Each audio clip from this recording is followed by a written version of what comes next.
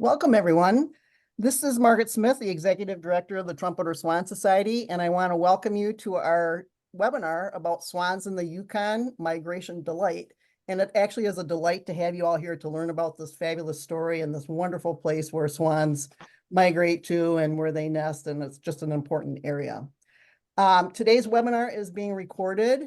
You are muted and your videos are off, but we definitely welcome questions. So if you submit them in the Q&A section at the bottom of the screen, we'll try to answer those at the end, and hopefully we'll get a lot of questions from y'all. Before we introduce our speakers, I want to introduce a couple people from the Trumpeter Swan Society who are helping us out with this. There's Marianne Coughlin from Massachusetts, who will be monitoring the question and answers, and she'll be reading those to us. Tiffany Mayo, who's also on our board, as is Marianne. And Tiffany, you'll see a little bit about what she does. She's our education committee chair, and one of the things that she's done along with other people is some swan education books for kids. You'll see a little bit about that. And Jeff Nelson, who is the president of our board. And Jeff, do you want to just say a couple things about the Trumpeter Swan Society? Sure, Margaret, thank you. And thank you to everyone for attending this webinar. Just quickly, the Trumpeter Swan Society is organization has been around for about 50 years now, with a focus on restoring trumpeters to their historic range, and we do a whole variety of things. We have Margaret is our only staff. We have very active board members on a small board and we get quite a bit done for the number of people we have involved.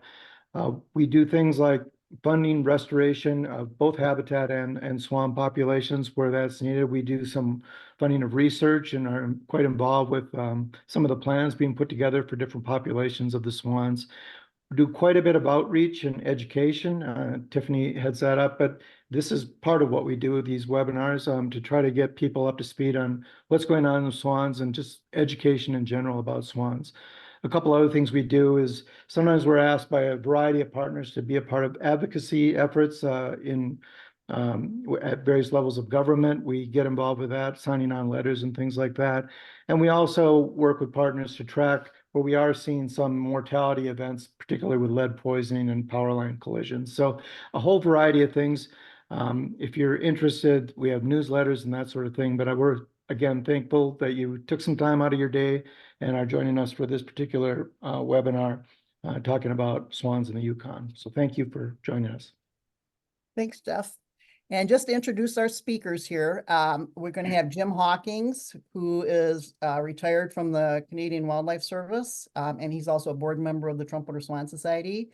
And he's retired from the Canadian Wildlife Service, as I said. And Margaret Campbell, who actually took Jim's position, I think, after he retired.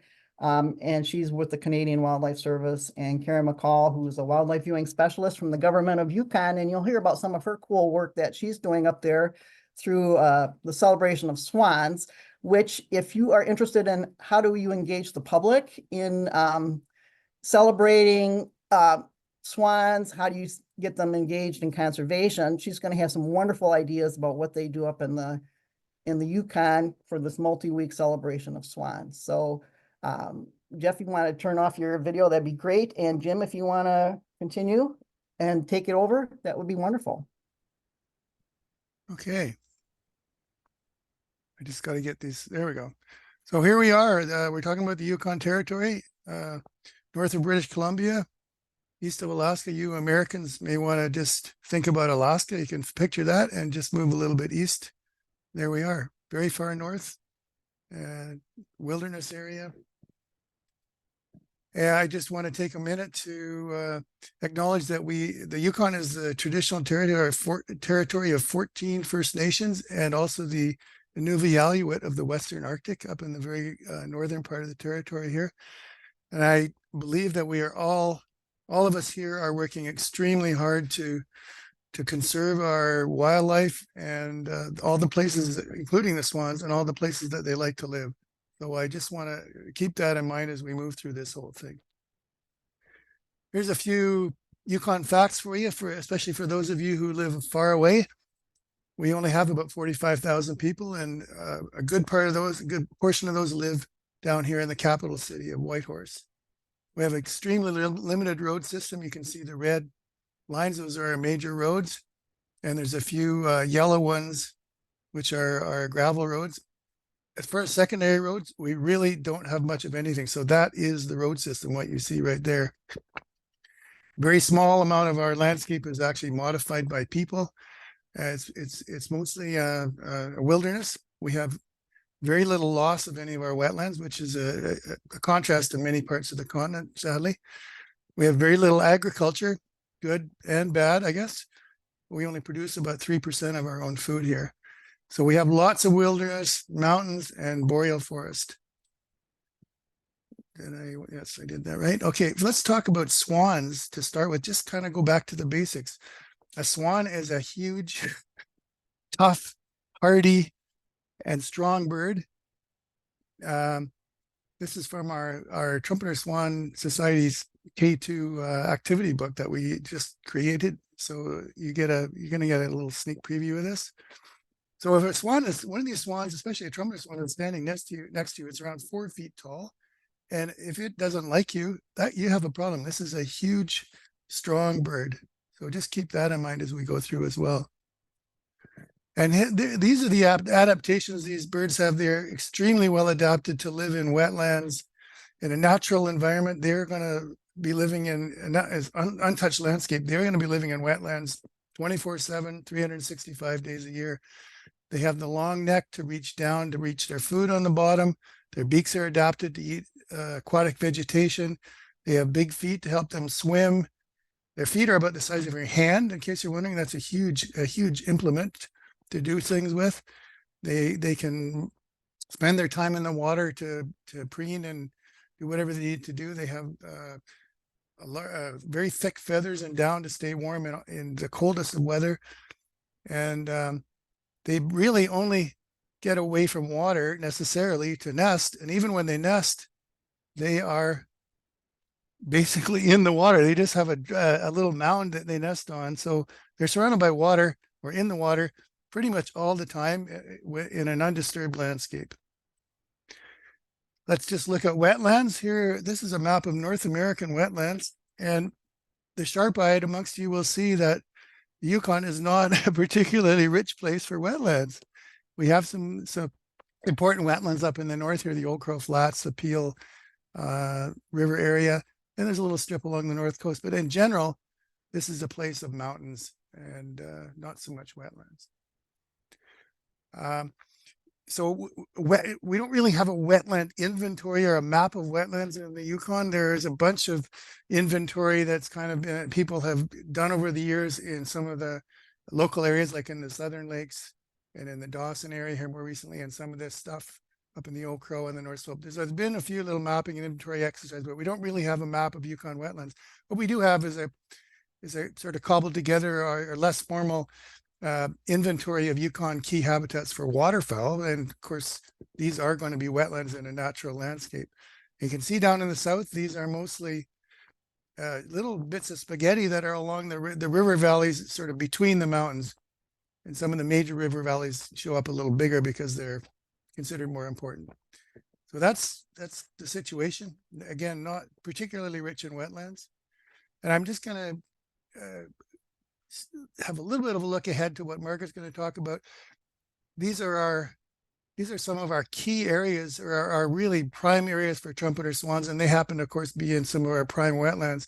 And I'm going to just give you a little peek at a couple of what I consider the absolutely best places for trumpeter swans. One of them's in the Kluane area, and the other's over in the Sutherland River.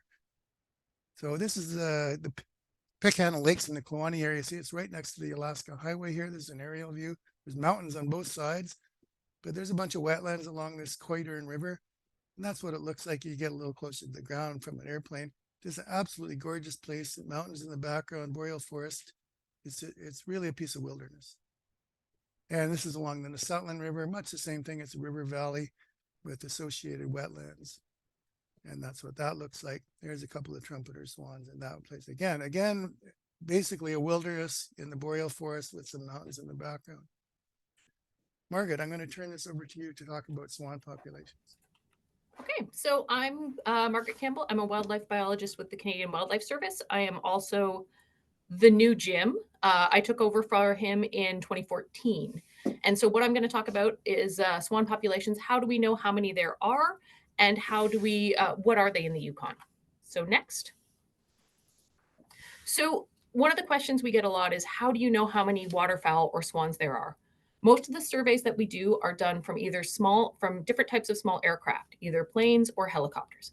And we do them at 2 times a year. We'll do breeding surveys where we're counting all kinds of different waterfowl based on wing pattern and shape. And because trumpeter swan populations are increasing, they're counted at the same time as other waterfowl. And for species that tend to flock in large groups during the winter, we do wintering surveys. And an example that we do wintering surveys would be for tundra swans. And these are guys who hang out in what I'm going to call the Eastern Arctic. We'll get to a slide where it shows you their range, and it's basically the entire Arctic. So it's really hard to get up there and do surveys. So what we do is we tend to survey these when they're concentrated in their wintering grounds. Next slide. So we've had some other surveys done in the past. We used to survey trumpeter swans specifically on their own survey beginning in 1968, and then they were repeated every 5 years from 1975 until 2015.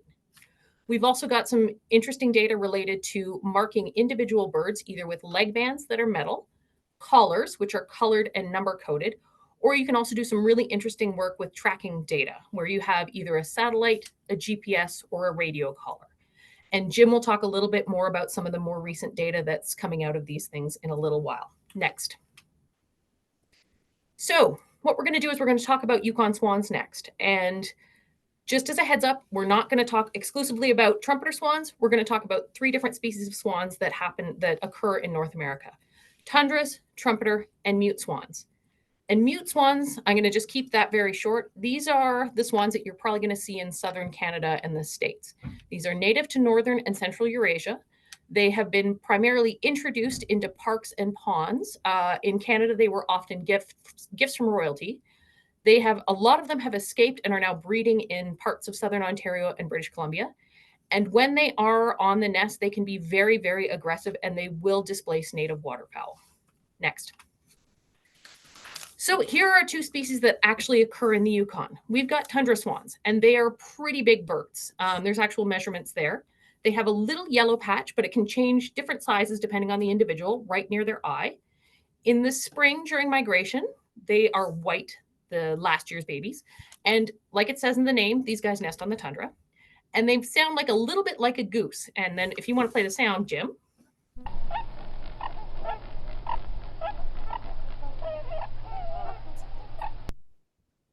Great. The other species that we have in the Yukon are trumpeter swans, and these are North America's largest waterfowl. And you'll notice with the measurements that the largest tundra swan is about the same size as the smallest trumpeter swan. Sorry. These guys have a little red line on their lower mandible that's really kind of hard to see from a distance, but that's a really good giveaway. In the spring, young swans tend to be grayish compared to their white parents. And these guys nest in forested boreal wetlands.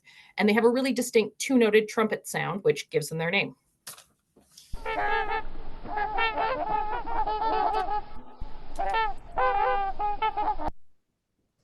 Okay, next slide.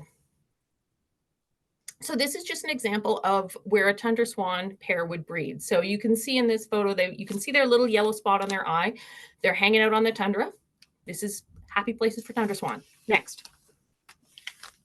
So in terms of population, there's a stable population. These guys are doing quite well.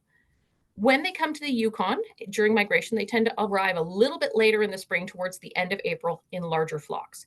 And you'll see about groups of 35 or large groups in flight tend to be tundra swans.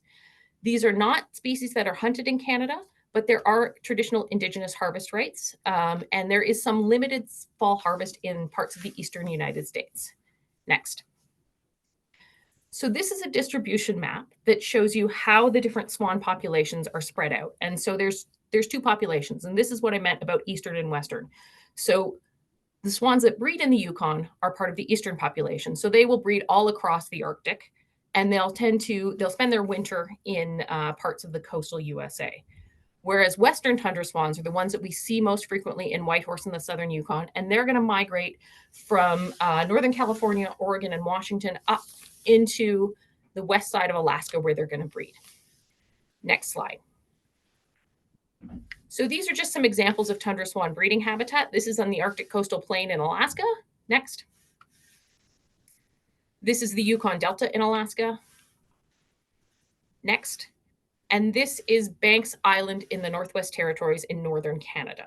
Admittedly, the little white spots in there are snow geese, but you know, sometimes the birds will photobomb you. So now we're going to talk about trumpeter swans. Next slide. So these guys, their population is stable or it's growing. We take care of them in 3 management populations: Pacific Coast, Rocky Mountain, and Interior. 2 of those populations actually show up in the Yukon, Pacific Coast and Rocky Mountain. Like I said earlier, they breed in large marshy wetlands and ponds and lakes in the boreal forest. These are the earliest birds to arrive in the Yukon in April, and they tend to be the first ones in and out of Swan Haven. Average flock size in the Yukon is about 6.5 trumpeter swans. I don't know what half a trumpeter swan is, but that's just how the math works out. These guys are not hunted in Canada or the United States, and they're also a conservation success story. They used to be considered an endangered species, and now they're above population objectives. And it took about 100 years to get there, but that's a fantastic conservation success story. Next. So this is the population map that I mentioned before, and you'll notice in the Yukon, we've got two different populations of birds that come through here. The Pacific Coast birds tend to winter in southern BC, Washington, and Oregon, and the Rocky Mountain birds tend to winter in Idaho, Montana, and on their side of the Rocky Mountains. The dividing line between the 2 populations isn't really fixed, but it gives you a general idea as to where each of them are going to hang out when they're breeding. But it's essentially at the intersection of 2 mountain ranges, and so they'll stay on one side or the other. Next slide. So historically, the range of the population wasn't really well documented, but we can assume that it was essentially across North America in appropriate wetlands. This is a species, trumpeter swans, that were exploited during the heyday of the fur trade throughout its range for food and feathers, because that's a lot of food on a very large bird. So that's a fantastic food resource if you're kind of stuck and hungry somewhere. Initially, they were thought to be extinct or on the brink of extinction at the turn of the century, but there were surviving small population nodes in parts of Alaska and BC, northern Canada, in very, very remote locations. So how did we recover this population? It's a combination of conservation actions, including a lack of harvest, reintroductions from remnant populations, and natural range expansion.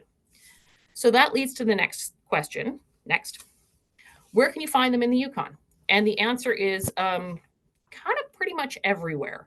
So this is a whole bunch of historical swan data, a lot of which Jim collected, some of which I have collected. So just as a heads up, any of the blue dots, that's data going back into the 1980s, and those are all wilderness locations for breeding trumpeter swans. All of the red locations are places where we've seen them breeding along the roadside. So you can actually see them in a lot of different places. Some of them are super easy to get to. Some of them are sort of hard to get to. Next. And these are examples of the habitats where trumpeter swans like to live and like to breed. So this is near Kusawa Lake in the Yukon. Next. This is near Ross River in the Yukon. Next. And this is habitat that's along the highway. So you can actually see there's a little white guy in there. That's a swan in the background. Next. And you can see as well, this is also along the Alaska Highway going up towards the border with Alaska. And you can actually see them there sitting on their nest in the woods. Okay, Jim, I think it's back to you now. Yeah. Thank you, Margaret. That was great. So we're going to talk about swan migration now, and I'm going to set the stage by just having you watch this animation of satellite tagged tundra swans that were marked in Alaska, and you're going to see them move pretty much all over the continent as they go from winter to summer. Right now, this is spring migration as they come up from their wintering grounds, and they're going to all end up on the coast in Alaska, from the north coast all the way around the west and down to the Alaska Peninsula. So now we're going through the summer and into early fall, and now off they go now onto their winter migration. You're going to see, or their winter grounds, you can see a bunch of them are going down to the east coast here. That's the eastern population, and the remainder are coming to the west coast. And there's even a small group that do not migrate. They actually winter in Alaska. Now they're going back north again. So you could spend hours or days looking at this, and it's just an absolutely fascinating thing to see. And this was all illuminated with satellite tags, kind of orchestrated by the U.S. Geological Survey and a bunch of their collaborators. So this is a really, really interesting piece of biology that was shown with some telemetry. And this data is all freely available. You can download it and look at it on Google Earth. You can get it from the U.S. Geological website. There's the link right there. And one of the things that showed us was that individual bird would do different things in different years, and different migration in the spring versus the fall. You can see this bird flew right across the ocean here one year. And then in other years, it took a little shortcut across the Gulf of Alaska to get from the breeding areas to, this is just northern British Columbia. In other years, it went through Alberta and BC and up through the Yukon. So these are the birds, this population is some of the ones we'd see in the southern Yukon. And this is sort of a synopsis of what that study found, that there's birds from different parts of Alaska, of northern Alaska, take different migration routes and end up at different places. This is the western population, all these bunches here. And the red ones are the ones we tend to see in the southern Yukon. They're from the Kuskokwim Delta, Yukon Kuskokwim Delta in Alaska, and also the Kotzebue area. And these are the ones that end up on the east coast. They're way up on the northern coast of Alaska along the Arctic tundra. So that was a really useful piece of information from this study. So let's just talk briefly about fall migration areas for swans in the Yukon Territory. The short answer is that we don't actually have any big concentrations of swans here in the fall. They kind of leak out of the territory, and you'll see them flying overhead. But we do have one very significant fall migration area, and that is located at Teslin. Here's Whitehorse here on the Nesutlan River Delta, right next to Teslin. And so the swans gather there in October on their fall migration prior to going further south. This is what it looks like from the air. This is, I think, the 15th of October. You can see this is the delta of the Nesutlan River, which is coming down in the background into Teslin Lake. And if you look carefully, you can see what looks like dust in the water. There's sort of white dust. There's several thousand trumpeter and tundra swans mixed in there, and they're all digging up their food and making the water all muddy. I took this picture back in, I think, 2015 or 2013, I think it was. Anyways, I discovered that there was one of those satellite tagged tundra swans in that picture when I took it, but I only discovered this embarrassingly a few days ago when I looked at the data more carefully. So there was one down there when I took that picture. I just want to take a second to mention this fantastic new technology for tracking animals, and it's amazing for swans. This is a GPS tracking collar that gathers locations, and it can store them on the collar, and then when it gets to the cell phone network somewhere close to civilization, it transmits all the data to the cell phone network. And these things, this one is solar powered. It can provide they can gather a location every half hour for 6 months, and it can store 60,000 locations. So this is an unbelievable piece of technology that lets us learn about migrations, and it's showing us all kinds of neat stuff about swans. Here's a case in point. This is a bird that actually nested in the Yukon. This is actually the bird's nesting ground, as shown on a very high resolution satellite imagery. And this is where the nest was. And you can see they spent a lot of time at the nest because it takes them a while to incubate. And they've just, that nest location is actually buried under all these point locations. And then this is where the birds were hanging out when they weren't on the nest. That's only like 50 meters or 50 yards across there. So they're pretty close to the nest during nesting. And they're raising young. That I just zoomed out a bit, so they range a little farther afield, but they're still on foot or in the water. And again, the collar shows us this information, and then they start migration, and we can see every bit of that as well. And here's a really interesting. So this bird was nested northwest of Watson Lake, out in the middle of nowhere, and it starts its fall migration. And this is a single flight across here. So on I think this was October 19th. This bird was flying between Watson Lake and Fort St. John, Dawson Creek area. At one point, the bird was going 131 kilometers an hour. That's around 80 miles an hour. It had a vicious tailwind. I looked at the weather and there was a screaming wind out of the north that day. So this bird is a smart bird and it is not flying into the wind, but flying with it. And again, we can follow this bird all the way down to Oregon. This, by the way, is a bird that was marked by Gary Ivey of the Trumpeter Swan Society with money that was raised by the Trumpeter Swan Society. And this is in cooperation with the Oregon Department of Fish and Wildlife and the U.S. Fish and Wildlife Service. So this is an incredible bit of information from one bird. And there was several birds, actually, I think 10 or so birds marked with these things. And every one of them has this extremely detailed information all the way down. You can look at every single wetland this bird stopped at and all the tracks in between. So incredible piece of information. Let's talk about the spring migration of trumpeter swans. We know much less about that because we haven't had this great technology employed in general. So we've learned this, we pieced this together from observations and neck color, banding, sightings, et cetera, et cetera. But these birds move north from the lower coast of BC and Washington State and so on. Some of them come up the coast, but there are a bunch that come up through the middle of BC. And this is the last place we really know of that they stop on the way north. This is around Prince George in the Vanderhoof area of sort of north central BC. And from there, they just kind of disappear into the wilderness. And the next place they surface is in the Yukon Southern Lakes here, which is what we're going to talk about now. And what they're looking for is some open water. So places where the ice is melted or it's broken up enough that they can get in there and make some holes and reach down into the water to get at their food, which is this aquatic vegetation.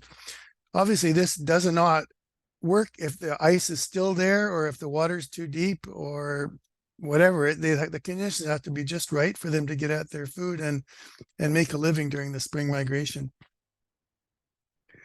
So that's what it looks like if you actually look at some of these places where the swans come in the spring. There's some open water, there's the ice, and they're getting in as close as they can to the edge of that ice to find their food and make a living to keep them going during the migration. And these are the places in southern Yukon that are so important to these swans. There's 4 or 5 of them here in the Yukon Southern Lakes, and there's one out by Kluane Lake. Let's just have a closer look. So here again are the Southern Lakes. There's Whitehorse, the capital city. These are large lakes in the southern Yukon. This is part of the Yukon River system that was used by the gold rushers who came down through Carcross here, through Tagish Lake, through Marsh Lake, and then into the Yukon River and down to Dawson City to make it rich. And each one of these important places is located at the outlet of one of these large lakes. This is Marsh Lake, the outlet of Tagish Lake, the outlet of Bennett Lake where it flows into Tagish Lake, and the outlet of Teslin Lake. So these are the places these birds gather. And why are they gathering here? Well, there is open water. These areas open up 4 to 5 weeks in advance of the melt in general in the wetlands out in the bush. There's a bunch of wetlands in this image that show up as white because they're totally covered with ice, and they will be for a while. And the ice goes out in these outlets 7 or 8 weeks before it goes out of the lake in general. So there's open water there, but of course there has to be food, or it's not much use to these birds as a resting and feeding area. And these areas are actually quite small. They're only about 300 hectares, 200 to 300 hectares, around 750 acres for you Americans. So they're not big places. So why are they all at lake outlets? Well, it happens that at the outlet of a lake, you get there's usually a channel where the water flows out of the lake into the river. This is Marsh Lake, and the water is flowing from left to right through this channel into the Yukon River and down to Whitehorse. And that increased flow and the slightly warmer temperatures of lake water is what opens this up early. There's the Swanhaven Interpretive Center in this particular area, which is called McClintock Bay. And just that last picture was taken in April. This is now looking at it in May from the air. And this is there happens to be in this particular place, this is the real hot spot because there's another river that enters the lake right here at the outlet.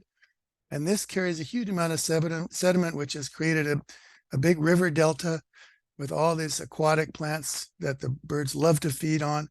And so this is the real smorgasbord for these migrating birds when they get there in the spring. You can see the lake is nice and clear. And this sediment just carries all the way down the river at this time of year because it's flushing so much out. Another one of our areas is similar to that is the Tagish River. And in this case, there's Tagish Lake. The water's flowing out here down the river. There's a bridge across there and into Marsh Lake. So the open water extends down the river and even creates some open water in the lake down below. And in this area, the swans like to feed along here. You can see it's a bit stirred up. So these are all variations on the same theme, really. Now, one of the other places that I mentioned is the outlet of Teslin Lake. Same situation, but we actually have in this place a handful of trumpeter swans that spend the winter, if you can believe that. This far north, there's between 10 and 20 or 30 swans that try to spend the winter here. Sometimes the numbers get whittled down quite a bit, but they are survivors and they are very tough birds. Margaret. So one of the things that we've been doing for a long time at Swan Haven is we've been collecting data on the migration of the swans. And so there's actually data that goes back until about 1978. But during spring migration from the 1st of April to around the 6th of May, we have a contractor who does daily counts of any waterfowl that are in the area. And so he's been doing these counts, the same observer, since 2000. And the data is actually available on eBird if anybody wants to take a look at it. Next. And so what do we do with this data? What we do is we actually look to see how migration has changed and compare things like the number of birds on any particular day compared to the historical average. So this graph is one of the ones that we produce. And what it shows you is along the bottom axis, the x-axis is the day. This is data from 2023. And so what you can see is in the bars, that shows you how many swans were at Swan Haven and counted during any particular day. So in this case, it peaked at about I think the 16th or the 18th of April at around 2,500 swans, which is a lot of swans in a very small area. And what we do is we compare that to the black line, which is the average of all the counts going back to 2000.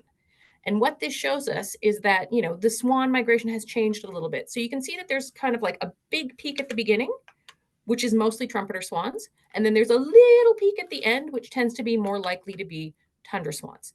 Tundra swans tend to move through a little bit faster now, but there's some patterns that we can see in this data. A lot of this depends on what the ice looks like because, the swans need a place to hang out and eat and rest.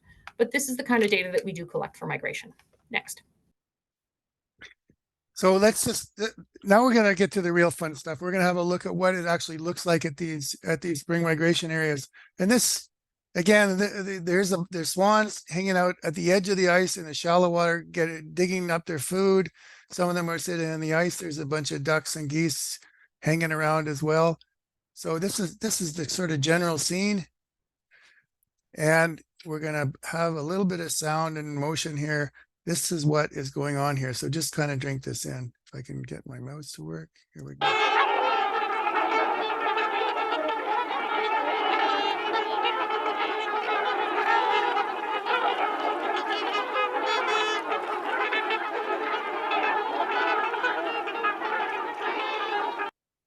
So these birds spend most of their time feeding because they're trying to keep up their strength and store energy for spring migration. And it's a while before there's going to be some sort of fresh food to eat as they migrate. If you look at these places from the air after the ice melts, you can see there's a lot of craters that the swans have created when they're digging for this vegetation. And it looks like they're doing a pretty good job of cleaning it up, but it all grows back and is there for the next year when they come back. So that's a good thing. And here's another close-up view of what they're doing here. This is tipping up to reach food on the bottom. We'll just listen to this one. Oops, hang on, I just made a mess of that.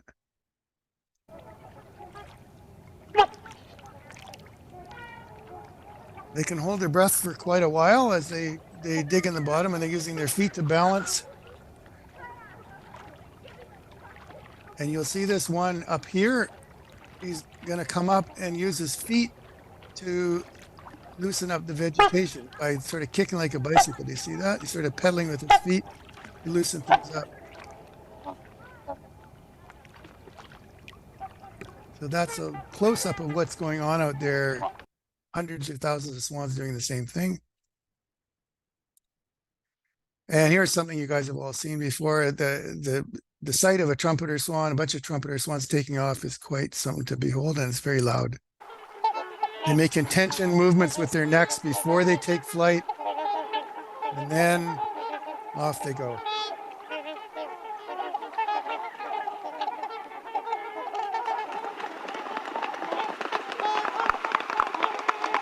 So you can hear that slapping noise a long ways away on a calm day. And the ducks and geese that are here at this time of year, they don't really have a lot of other places to feed. There's just ice and water, so they're taking leftovers.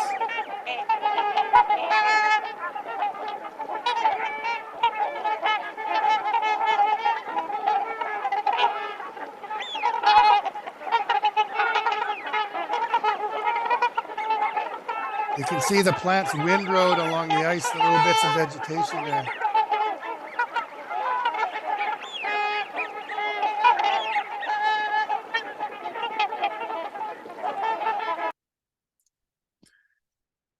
And there's always a lot of action at these places. The birds are spending most of their time being active and feeding, and they're also defending their little feeding areas because there's limited places to feed. They're defending their feeding areas from those other families and birds that might want to get in there. So you can see what happens when that takes place. Oopsie daisy.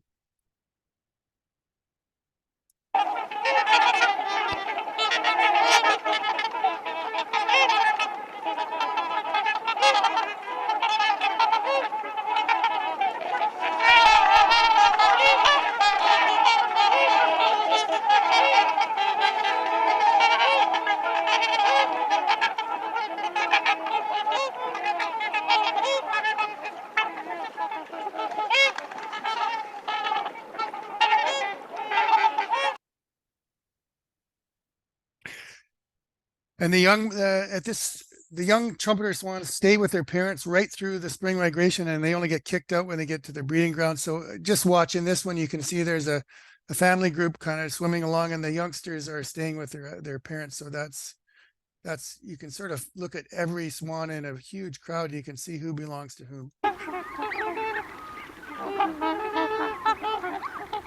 The three gray ones in the back are the youngsters, and the two white are adults out front.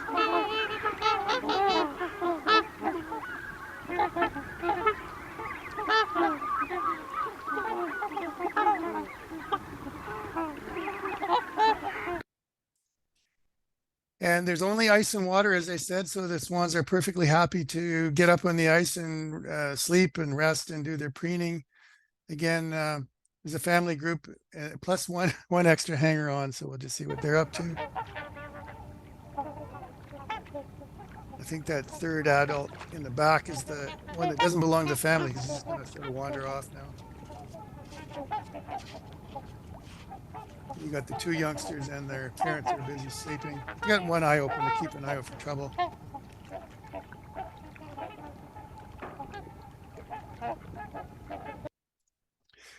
I just want to quickly mention the fact that there are these areas almost freeze over when it gets really cold. These are pictures, satellite pictures that were taken after about 2 weeks of -40 temperatures, and you see this is Swan Haven, Marsh Lake, and this is almost completely frozen up.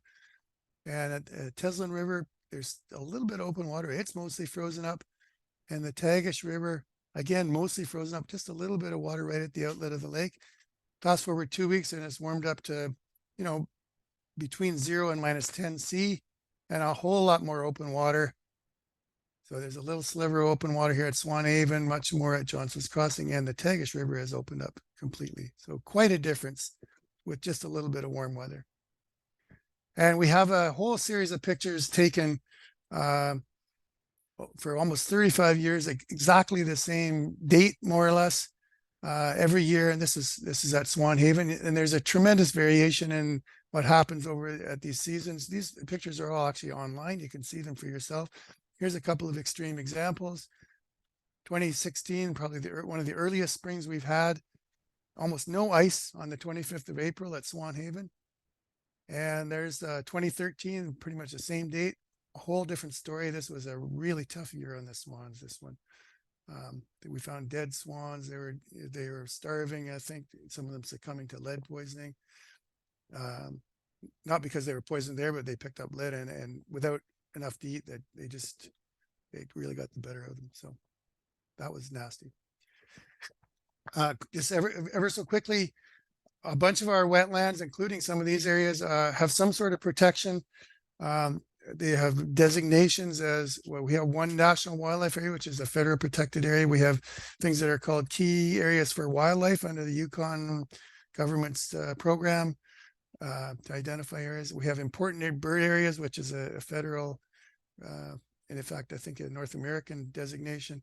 And some of these are turning into key biodiversity areas. And now we have special management areas that are created under the Yukon First Nations land claim agreements. And the most recent of these is at the Tagish River. And there's a document that was just came out about a year ago.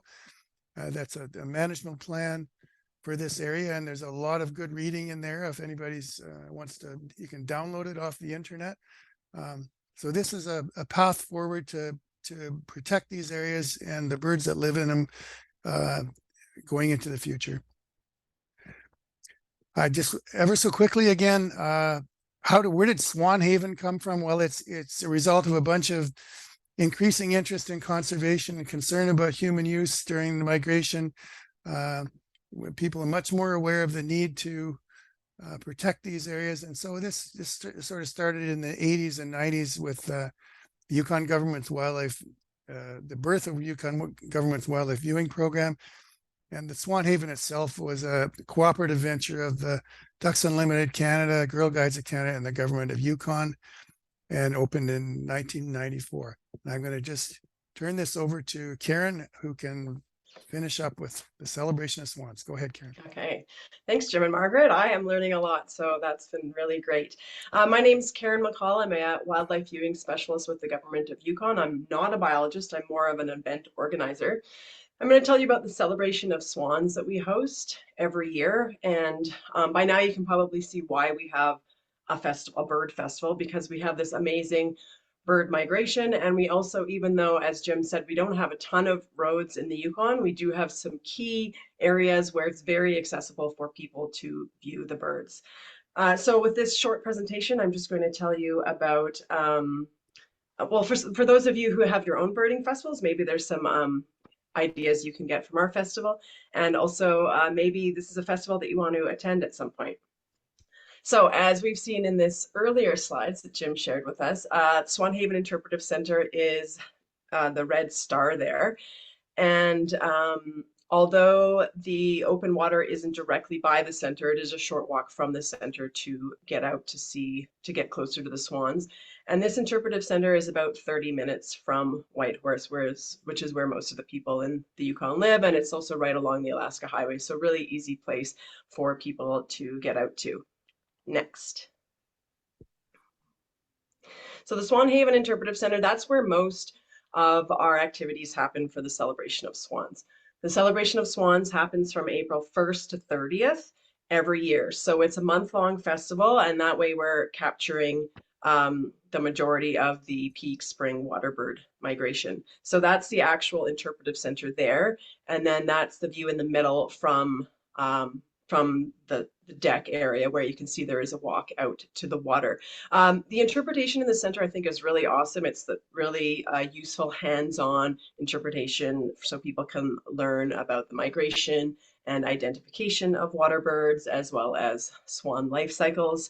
As well, it is a little bit of a walk out to see the swans. So we have some interpretive signs along the walk that say things like, you think you're tired? Imagine how the swans feel, and just sort of things to kind of break up that walk so people don't perceive it to be as long. Next. Margaret mentioned this fellow on the left here looking through the scope. This is Jukka Jantunen. We're so lucky. Jukka has been working at the center. He's a contractor every year since 2000, and he does our bird counts. He also does some of our programming, and he also does some just, I guess, impromptu interpretation, answering questions, that sort of thing. So the Swanhaven Interpretive Center is open April 1st to 30th. Every day. In the evenings, it's open 5 to 8, and then weekends about 10 to 5. So Yuka's there during all those times. And I just think it's incredible because he does, I don't know, I just think counting birds is an incredible skill. Yuka's very good at it. And the photo on the right shows, I think it was in 2019 when we had the highest bird count ever at Swanhaven, and it was over 3,000 swans. So pretty incredible. Next. So as is mentioned, in addition to swans, there's a lot of other water birds that come through too. We've got golden eyes, northern shovelers, American widgeons, golden-winged teals, mallards, and pintails, among others. So our interpretive center does include information about all those, and Yuka does count all those as well. Next. So the Interpretive Center, we also have school programming there Monday to Friday, and we're really lucky. We have a partner organization, the Yukon Wildlife Preserve, that does our school programming. They bring about 500 kids out over the course of the month, and it's programming for elementary school years. It's 3 years, and the programming is different every year. So even though the kids come out 3 years in a row, they're learning different things. And this is really part of our work, or like our sort of goal of getting kids interested in swans and in conservation at an early age so that this continues throughout their lifetime. Next. So in addition to the Swanhaven Interpretive Center just being open for people to come at their leisure and look at the swans and look at the interpretation in the center, we also host a lot of events during the month of April, up to about 30. Most of them are at the Interpretive Center, but some of them are elsewhere in Whitehorse. And some of them are hosted by partners. So we have a beading workshop, we have a society that puts on a seniors tea, we have a Japanese association that puts on swan origami. We've also got a business next door that sells food and also grooms some trails. So it's really great because people can come out, they can bring out their cross-country skis and do a little ski in the area or with their fat bike and use the trails there. We've also, sort of our goal is, let's bring people out there, even if, you know, they're coming for tea. Whatever brings them out there, the side benefit will be that maybe they learn something about the swans or they get interested in them. So however we can get them out there, that's kind of our goal. Next. Our busiest weekend of the year is Family Day weekend, and we do a lot of programming that day specifically for families and younger kids. We get about 500 people out Saturday, 500 people out Sunday, depending on the weather. This year we've got a new activity. We're hiring a musician who is writing some songs specifically about songs about swans, and they'll be interactive sing-along songs. So that'll be a really fun addition to the weekend, I think. Next. New also in 2024, we'll have an artist residency. So we've got a call out for that right now for Yukon artists. They'll actually stay next door at the accommodations I mentioned for 14 days. And we'll also provide a workshop for them, probably in the form of a wall tent with a wood stove. So they'll be working on some project there that is inspired by the sounds and sights of the area of the swans. And they'll, in exchange for that, we'll be getting them, they'll be doing about 4 events over the course of those 2 weeks. So we either drop in question and answers or maybe some art projects with the public. So we'll be scheduling those as well.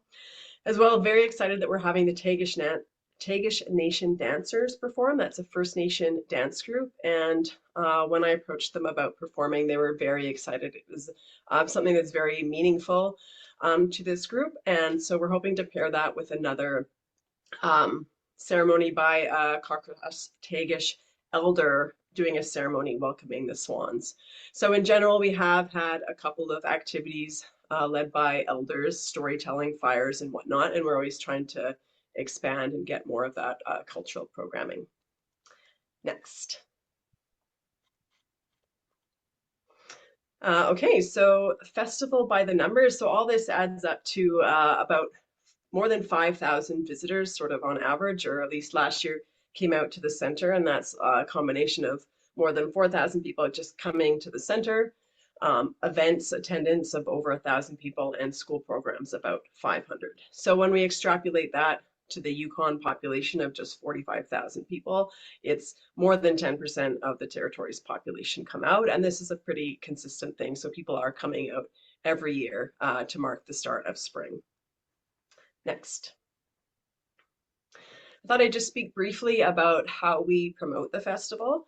I also want to mention actually that I'm new in this position. I've only been in this job for less than a year. So everything I'm talking about today is work done by my predecessors, and they've done a very good job.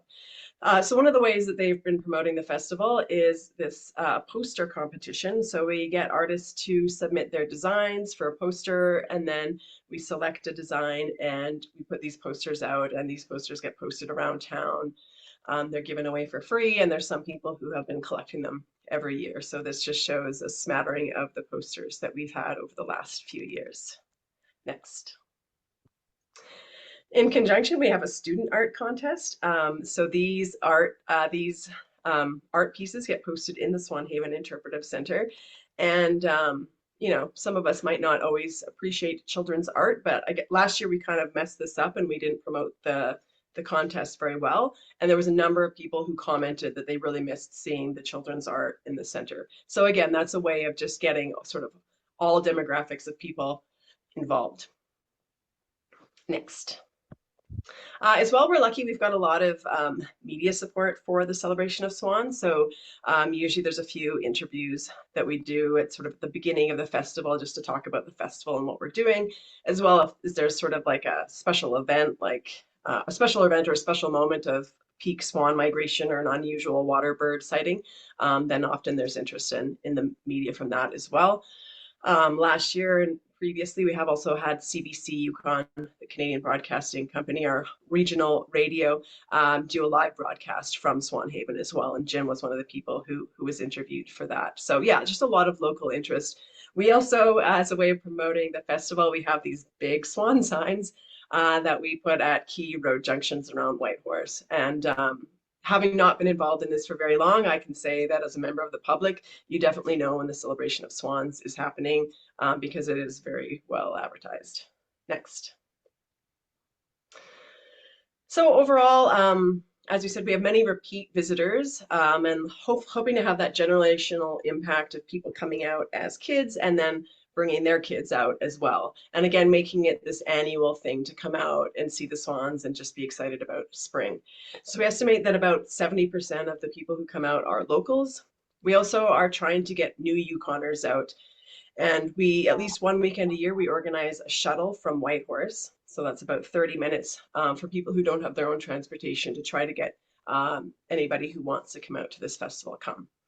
And then also we do have some visitors, which brings me to the next slide, which is just a plug for anybody out there who is interested in this festival to join us. The whole month of April, peak migration is often around April 13th if you want to get the most swan numbers. And I haven't updated our website yet, but yukon.ca/swans is where you can find out everything you want to know about our festival. So thank you very much. Well, thank you, Jim and Margaret and Karen, for that great presentation. I know that I learned an awful lot, and gosh, I want to go up there to visit, and looks like a photographer's paradise up there. So please put your questions in the Q&A box, and we'll do our very best to answer them. And Jim on here has a lot of the people that he would like to thank, and we know that we can't thank everybody because all the numbers and information and data and all this other stuff was all collected by a whole bunch of people over a variety of years. So we're deeply indebted to all the people who've helped make all this information possible. So Marianne, are there any questions that have come in? Thanks, Margaret. Yes, we do have several questions. Again, if you're interested in asking a question, please enter it in the Q&A box. The first question comes from Bruce, and he'd like to know if we have any comments on the changes in trumpeter swan numbers and distribution relative to global climate change. Margaret, do you want me to handle that one? It's Jim here.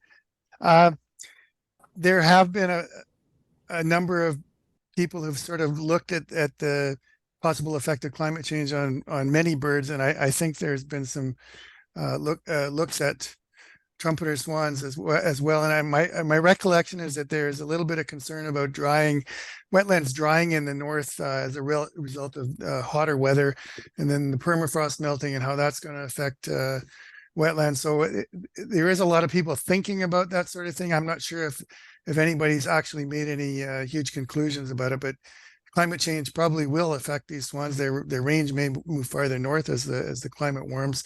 So there's a lot of kind of things going on, some good, maybe not, some not so good. So it is on people's minds for sure. We've got a few questions coming in on the wing tags. The first one is a quick one. What percentage of swans are tagged? And then we also have another one on wing tags, just someone local noticing that trumpeter swans don't have tags like they do in Ontario, and just wondering about the difference between Yukon and Ontario tagging.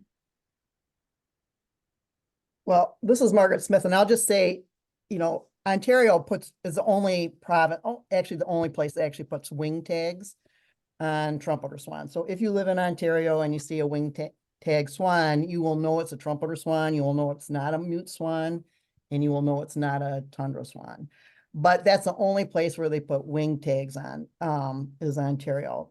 Some of the states put neck collars on swans, but of course, going up to the Yukon, there are very few swans right now that actually have neck collars or GPS collars in relationship to the entire population. So the Yukon does get some of the neck collared swans, which might be just neck collared, or the GPS swans, but there are very few of them, which is why the information about them is pretty exciting. But generally out there, the Yukon swans are not tagged. Only Ontario does that. I'm not sure if I answered that question. The current ones, trumpeter swans that we'd see in the Yukon are rehab trumpeter swans that have been taken in for lead poisoning, I believe, in Washington State, and they neck band them before they release them. So I think we've seen the odd one of those in the Yukon, but there is no other neck banding programs that I'm aware of at the moment. Margaret, Campbell, are you aware of any more? No, you are correct. Most of our swans with identifiable tags come from rehabilitation programs in, like Jim said, Washington State. So, but because we have so many swans in the Yukon, it's not something that's necessarily, we don't have to track individuals quite as much as you do in a place where there are fewer of them. Right, and also Ontario was a restoration program, where those swans were restored down there, and that was one way to find out where they were pioneering and where they were going. Another question, Marianne? Yes. Why is lead poisoning still happening? Well, it's because, go ahead, Margaret. Oh, go ahead, Margaret, sorry. It's because people fish with lead tackle and they shoot with lead ammunition, and we know for waterfowl hunting, lead ammunition was banned for waterfowl hunting, and people sometimes say, well, why do swans still pick it up? Well, it stays in the environment. It doesn't disappear. It doesn't dissolve in the water, and it stays in the sediment. And so even years and even decades after ammunition is deposited or lead tackle is deposited, the swans or loons or other waterfowl can pick it up, and so that's the reason. I mean, a lot of people still buy lead tackle. They don't know that birds will pick up the lead tackle and they can die from that. So that's why it's still happening. Did you want to add anything else to that, Margaret? I would just say that because lead is so heavy, what happens is it sinks to the bottom and it gets entangled in the roots of the plants the swans eat. So in areas that have a lot of a high lead load, there's just the possibility that as they're pulling, because the swans dig at roots of the plants, they tend to be able to pull that lead out of the system. So the goal is to always reduce the lead in the system, but the way that the swans eat tends to expose them to places where there's historical lead. Okay, great. Any other questions, Marianne? Yes, we just have one more, and that is about the Festival of Swans. And Krista is wondering if there are any other nature activities available in April for visitors. In addition to the festival, Well, she's talking about things like the Northern Lights or any other. right. Yeah, I mean, April is getting to be sort of shoulder season in the Yukon in terms of the transition between winter and spring, but there is still dog sledding.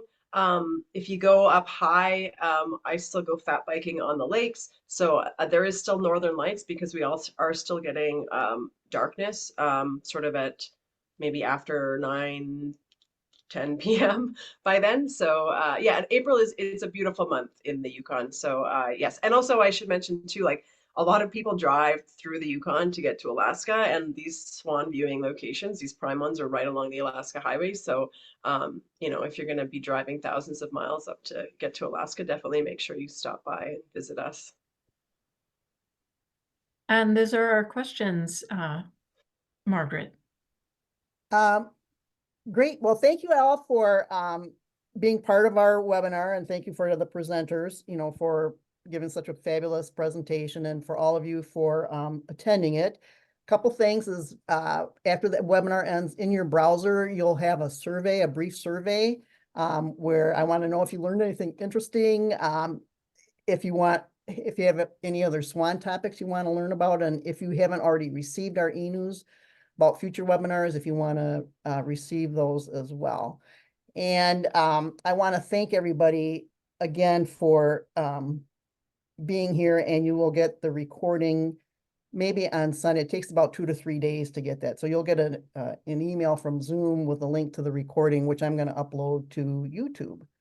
So that's it, folks. I really appreciate you being here, and thank you so much again, as Jeff had said, for taking the time out of your day to learn about the swans in the Yukon. It was a great presentation. So thank you, everyone.